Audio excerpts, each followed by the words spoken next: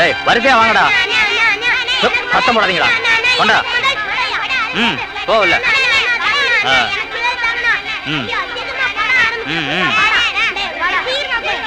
டேய் மேல விடாதீங்கடா.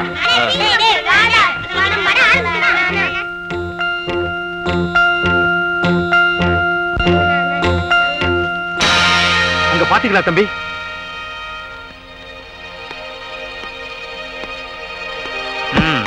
உள்ள போகணும்னா 1 ரூபாய் கொடு.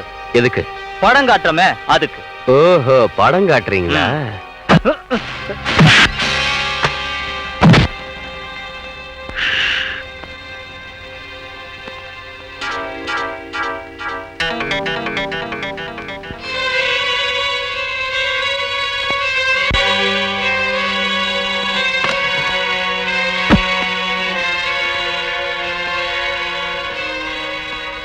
யாரா நீ?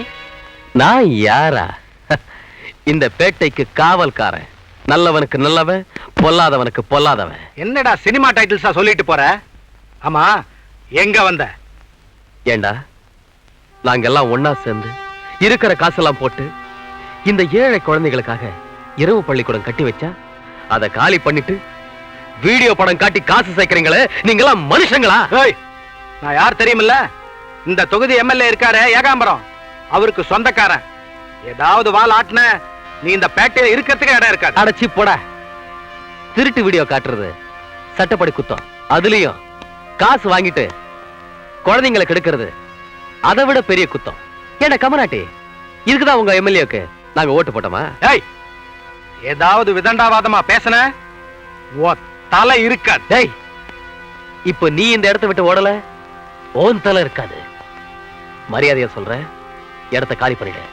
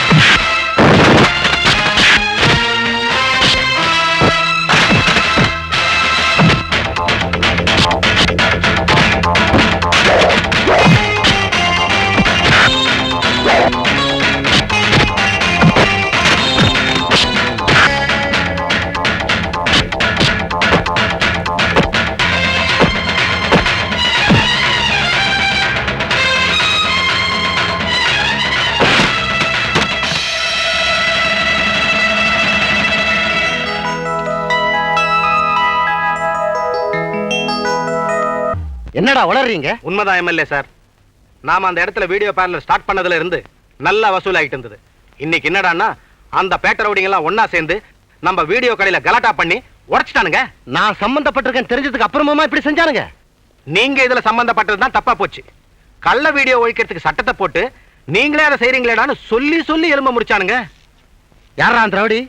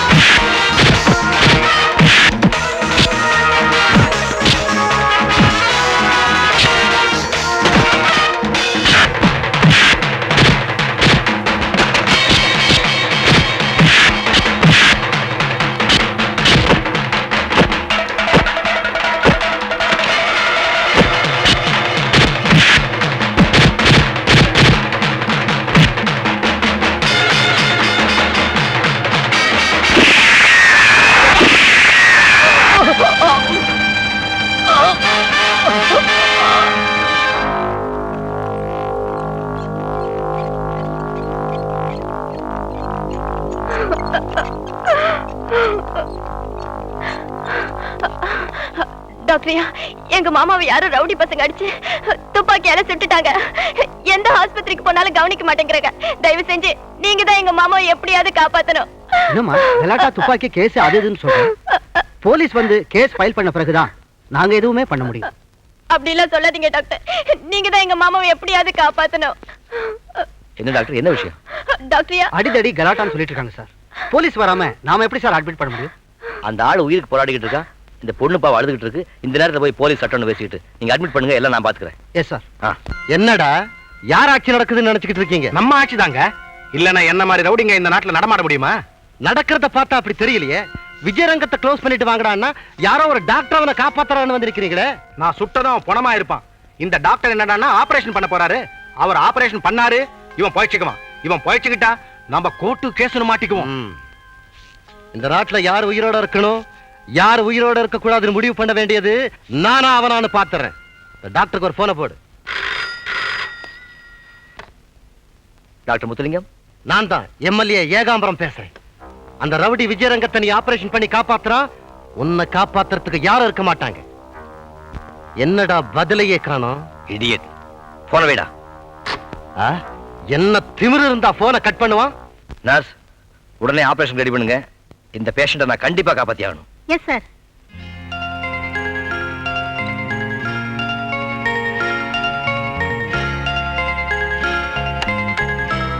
டாக்டரியா, கவலைப்படாதம்மா, உடம்புல இருந்த குண்டுகளை ஆபரேட் பண்ணி எடுத்தாச்சு. இனிமே பயப்பட ஒண்ணுமில்லை.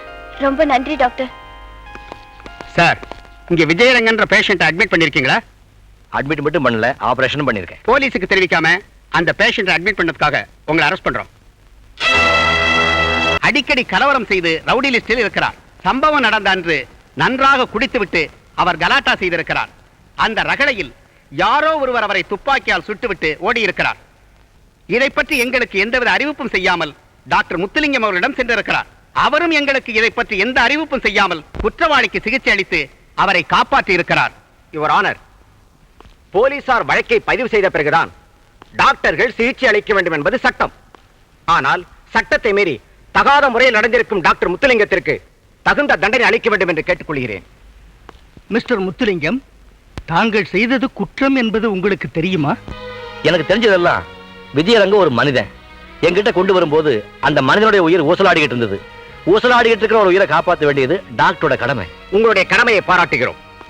கத்தி குத்து, துப்பாக்கி சூடு, சாலை விபத்து இவற்றில் எது நடந்தாலும் போலீசார் அனுமதியின்றி வைத்தியம் செய்யக்கூடாது என்பது தங்களுக்கு தெரியாதா? தெரியும். தெரிந்திருந்தும் வேண்டுமென்றே சட்டத்தை மதிக்க கூடாது என்பதற்காக இதை நீங்கள் செய்தீர்களா? தெரியாம தான் கேட்கிறேன். சட்டங்கிறது ஒரு உயிரை காப்பாத்துறதுக்கா இல்ல அந்த உயிரை அழிக்கிறதுக்கா? என்ன அப்படி கேக்குறீங்க? பொதுமக்களை காப்பாற்றுவதற்குத்தான் சட்டம் உருவாக்கப்பட்டிருக்கிறது. அப்படின்னா நான் ஒரு உயிரை காப்பாத்துறது மட்டும் சட்டப்படி எப்படி தப்புன்னு சொல்றீங்க? துப்பாக்கியால சுடப்பட்டு சாவோட போராடிக்கிட்டு ஒருத்தன் ஆஸ்பத்திரிக்கு வர்றான். 2 தோட்டம் அவன் உடம்ப தொலைச்சிருக்கு. ஒரு வினாடி தாமதிச்சாலும் அவன் உயிர் போயிடும். இந்த நிலைமையில போலீஸுக்கு போன் பண்ணி அவங்க வர்றதுக்காக காத்துக்கிட்டு இருந்து அவனை சாகடிக்கட்டுமா இல்ல ஆபரேஷன் பண்ணி அவனை குணப்படுத்தவா? செத்த பிணமாக இருந்தால் கூட அந்த பிணம், அந்த மரணம் சட்டத்தால் அங்கீகரிக்கப்பட்ட பிறகே சமாதிக்கு அனுப்பப்படுகிறது என்பதுதான் முறை. அப்போ விஜயரங்கத்தை பிணமாக்கி போஸ்ட்மார்ட்டத்துக்கு அனுப்பி வைக்கணும்னு சொல்றீங்களா? இப்படி விதண்டாவாதமா பேசக்கூடாது. நீதிபதி அவர்களே, தன்னை கொல்லவரும் எதிரியா இருந்தாலும் அவன் உயிர் ஆபத்துன்னா அவனை காப்பாற்ற வேண்டியது மனிதாபிமானம் உள்ள ஒரு டாக்டருடைய கடமை. ஆகவே இங்க சட்டமா மனிதாபிமானமா? அதான் கேள்வி. யுவர் ஆனர், சட்டம் என்பது பொதுவானது. அது சமுதாயத்தை காப்பாற்றுவதற்காகத்தான் உருவாக்கப்பட்டது. அதற்கு சாட்சியங்கள் தான் அவசியமே தவிர மனிதாபிமானம் இருக்கக்கூடாது. குண்டடிப்பட்ட ஒருவனுக்கு இவர் வைத்தியம் செய்திருக்கிறார். அதையும் இவரே ஒத்துக்கொண்டிருக்கிறார். ஆகவே இவருக்கு தகுந்த தண்டனை அளிக்க வேண்டும் என்று கேட்டுக்கொள்கிறேன். மனிதாபிமானம் என்பது உணர்ச்சியின் விளைவு. சட்டம் உணர்ச்சிகளுக்கு அப்பாற்பட்டது. டாக்டர் முத்துலிங்கம் அவர்கள் போலீசுக்கு தெரிவிக்காமல் வைத்தியம் செய்தது சட்டப்படி தவறு. ஆகவே அவர் குற்றவாளி என தீர்மானித்து, இது அவருடைய முதல் குற்றம் என்பதாலும் சமுதாயத்தில் அவர் உயர்ந்த அந்தஸ்தில் இருப்பதாலும் அவருக்கு 500 ரூபாய் அபராதம் விதிக்கிறேன். அந்த அபராதத்தை கட்ட தவறினால் 2 வாரம் சிறை தண்டனை அனுபவிக்க வேண்டும் என்று தீர்ப்பளிக்கிறேன். இந்த சட்டத்தை நினைச்சா வேடிக்கையா இருக்குப்பா. எம்எல்ஏவோட ஆளுங்க உன்ன துப்பாக்கியால் சொல்லிட்டு ஓடி போயிட்டானுங்க. அந்த கொலகாரம் யாருன்னு கண்டுபிடிச்சு கூண்டுல ஏத்தி அவனை தண்டிக்கிறதுக்கு பதிலா உன் உயிரை காப்பாத்துன என்ன தண்டிச்சிட்டாங்களே. என்னால உங்க வாழ்க்கையில ஒரு கருப்பு புள்ளி விழுந்துருச்சு. நீ எதை சொல்ற? கோர்ட்டேறி அபராதம் கட்டி ஒரு குற்றவாளியா ஆயிட்டீங்களே. யாரப்பா குத்தவாளி? ஒண்ணும் தெரியாத ஜனங்களுக்கு ஆபாச சினிமாவை காட்டி கெடுக்காதன்னு நீ சண்டை போட்ட. அது தப்புன்னு உன்னை குற்றவாளி ஆக்கிட்டாங்க. உனக்கு வைத்தியம் பண்ணக்கூடாதுன்னு ஒரு பெரிய மனுஷன் என்ன மிரட்டினா, அதே மீறி நான் ஆபரேஷன் பண்ணேன். இப்போ என்ன கூண்டுல ஏத்திட்டானுங்க. எனக்கு உதவி பண்ண போய் பெரிய எடுத்து பொல்லப்ப சம்பாதிச்சிட்டீங்க. உன்னுடைய போராட்டம் முரட்டுத்தனமா இருந்தாலும் இந்த சமுதாய உறுப்பினங்கிற வெறியும் கூட்டு இருக்கு. அதனாலதான் உன்னை எனக்கு ரொம்ப பிடிச்சிருக்கு. உனக்கு செய்யற உதவி தனிப்பட்ட ஒரு மனுஷனுக்கு செய்யற உதவியா நான் நினைக்கல, இந்த சமுதாயத்துக்கே செய்யற உதவியா நினைக்கிறேன். ரொம்ப நன்றி.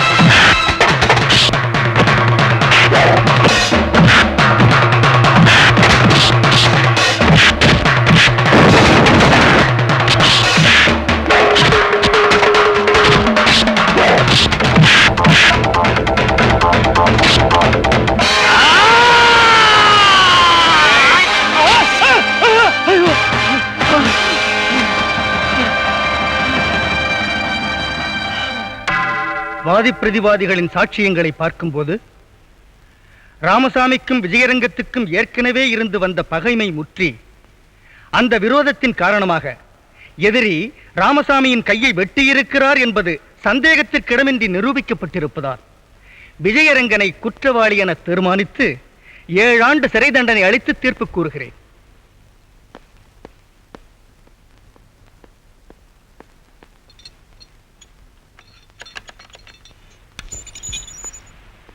விஜய், கொஞ்சம் வாங்க. உங்களை பார்க்கணும்னு டாக்டர் முத்துலிங்கம் வந்திருக்காரு. 5 நிமிஷத்துல பேசிட்டு வந்துருங்க.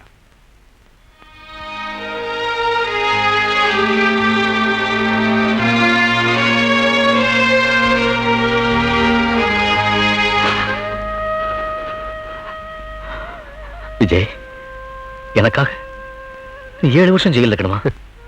7 வருஷம் என்ன சார், உங்களுக்காக தூக்கு தண்டனை அனுபவிக்கிறதுக்கும் நான் தயாரா இருக்கேன். அந்த அளவுக்கு நான் என்ன பண்ணிட்டேன்? ஷீலா, நீ எப்படிமா இங்க வந்த? அழுதுகிட்டே வீட்டுக்கு ஓடியாந்தா, நான் தான் இங்க கூட்டிட்டு வந்தேன். அதுக்காக ஹாஸ்டலை விட்டு ஏமா இங்க வந்த? உங்களுக்கு இப்படின்னு தெரிஞ்சப்புறம் நான் அங்க எப்படின்னு இருக்க முடியும்? டாக்டர் சார், இதுதான் என் தங்கச்சி. நான் படிக்கலைங்கிற குறையும், சமூகத்துல எங்களுக்கு அந்தஸ்து இல்லைங்கிற குறையும் இவளால நிவர்த்தி செய்ய முடியும்னு தான் கஷ்டப்பட்டு இவளை படிக்க வச்சேன். என்னோட நிழலே படக்கூடாதுன்னு தான் ஹாஸ்டல்லையே வச்சு வளர்த்துக்கிட்டு இருந்தேன். போன மாசம் தான் பரீட்சை எல்லாம் முடிஞ்சிருது. இன்னும் ஒரே ஒரு பரீட்சை தான் பாக்கி இருக்கு. கவலைப்படாத, அந்த பரீட்சையை நான் எழுத வைக்கிறேன். நான் சொல்றது இவ வாழ்க்கைங்கிற பரீட்சை, கல்யாணங்கிற பரீட்சை. என் சக்திக்கு மீறி இவளை படிக்க வச்சுட்டேன்.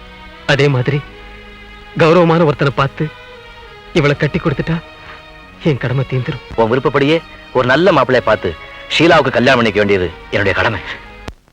தம்பி, டாக்டர் தம்பி வாங்கய்யா, வாங்க. தம்பி, நீங்க மாப்பிள்ளை பார்க்கணும்னு சொன்னீங்கல்ல, 10 ஜாதகமும் போட்டோவும் கொண்டுகிட்டு வந்திருக்கிறேன். இத பார்த்து உங்களுக்கு எது பிடிக்குதுன்னு சொல்றீங்களோ அதை ஏற்பாடு பண்ணிடுவோம். இவர் IAS ஆபீசரு, இவரு டாக்டரு, இவரு நம்ம MLA புள்ள. சொல்லாமலே தெரியுது. இவர் இன்ஜினியர். பையன் நல்லா தான் இருக்கான். ஐயா நல்லா தான் இருக்கான். ஆனா மேற்படி விஷயத்துல கொஞ்சம் அதிகமா எதிர்பார்ப்பாங்க. மேற்படினா அதாங்க வரதட்சணை, போக்குவரத்து, கொடுக்கல் வாங்கல். அதை பத்தியெல்லாம் நீங்க ஒன்றும் கவலைப்படாதீங்க. அவன் கேட்கறதே கொடுத்துருவோம். இந்த சம்பந்தத்தை ஏற்பாடு பண்ணுங்க. என்னய்யா, முடிஞ்சுதா? சீக்கிரம் ஆகட்டும். டாக்டரியா, நாளைக்கு கல்யாணத்துக்கு விஜயரங்க வந்துருவார்ல? நானும் பார்த்துட்டு தான் இருக்கேன். இந்த கல்யாணத்துல இருக்கிற அக்கறையை விட அவனை பாக்குறதுலயே குறியா இருக்கு. என்ன விஷயம்? டாக்டர் சார், இதுக்கு முன்னாடி நீங்க யாரையாவது லவ் பண்ணிருக்கீங்களா? அதுக்கெல்லாம் எனக்கு எதுமா நேரம்? அதுக்குதான் இப்படி தத்து பத்துன்னு கேள்வி கேக்குறீங்க. மனுஷன்னா யாரையாவது காதலிக்கணும். காதலிக்கிறதுல இருக்கிற சுகம் இருக்கே, அடடடடடா. உன் அட்வைஸ்க்கு ரொம்ப நன்றி. நாளைக்கே நான் காதல்ல இறங்குறேன். டாக்டர் சார், நீங்க காதல்ல இறங்குறது அப்புறம் இருக்கட்டும். அதுல நான் மாலை கூட்டிட்டு வரதுக்கு வழி பண்ணுங்க சார். அவன் வந்துடுவாம்மா. இந்தாப்பா விஜய், உன் தங்கச்சி கல்யாணத்துக்கு நீ பரவல்ல போயிட்டு வர்றதுக்கு உனக்கு பர்மிஷன் கிடைச்சிருக்கு. ரொம்ப நன்றி சார்.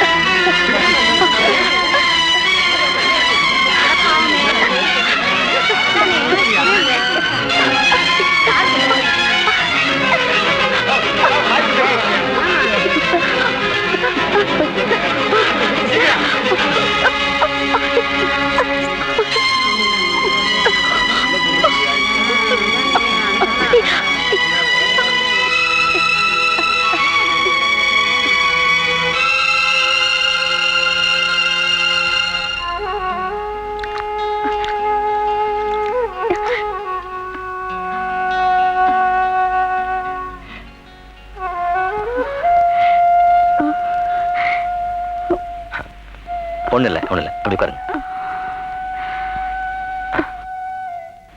வாங்க சாமி, ஆரம்பிங்க. சாமி கொஞ்சம் நில்லுங்க. டேய் ராம, ஏந்திரா. சார், இந்த வியாதிகார பொண்ணு என் பையன் தள்ள கட்ட பாக்குறீங்களா? திட்டம் போட்டு நாங்க எதுவும் செய்யல சார். அது இருக்கட்டும். டேய் ஏந்திரா. மிஸ்டர் ராமு, உங்க காலை பிடிச்சி கெஞ்சி கேட்டுக்கிறேன். இந்த நிலைமையில கல்யாணம் நின்று போனா அந்த பொண்ணோட வாழ்க்கை என்ன கொஞ்சம் நினைச்சு பாருங்க. அத நினைச்சு பார்த்தா என் லைஃப் என்ன சார் ஆவறது? கல்யாணத்தன்னைக்கே காக்கா வலி வந்து விழுறா. காலம் பூரா இவளை வச்சுக்கிட்டு எப்படி காலம் தள்ள முடியும்? இது ஒண்ணும் தீராத வியாதி இல்ல. It's a curable disease. நான் குணப்படுத்தி காட்டுறேன். அப்ப முதல்ல குணப்படுத்துங்க, அப்புறமா கல்யாணத்தை வச்சுக்கலாம். மிஸ்டர் ராமு, ப்ளீஸ், உங்களுக்கு ஒரு தங்கை இருந்து அவளுக்கு இப்படி ஒரு நிலைமை ஏற்பட்டிருந்தா அதுக்காக என்ன தியாகம் பண்ண சொல்றீங்களா? அப்படி கூட நினைச்சுக்கலாம். ஒரு பொண்ணுக்காக நீங்க தியாகம் பண்ணதாவே இருக்கட்டும். அவ்வளவு பெரிய மனசு எனக்கு இல்ல சார். இவ்வளவு தூரம் பேசுறீங்களே, அந்த தியாகத்தை நீங்க பண்றதானே? அடுத்தவங்களுக்கு புத்தி சொல்றது பெருசு இல்ல சார், அத நடைமுறையில செஞ்சு காட்டுறவன் தான் மனுஷன். தீரக்கூடிய வியாதின்னு சொல்றீங்க, நீங்களே கல்யாணம் பண்ணிட்டு தீர்த்து வச்சுக்கலாமே. இந்த பொண்ணுடைய வாழ்க்கை உண்மையிலேயே பாழாகுதுன்னு நீங்க நினைச்சீங்கன்னா அந்த தாலியை எடுத்து அவ கழுத்துல கட்டுங்க பார்க்கலாம்.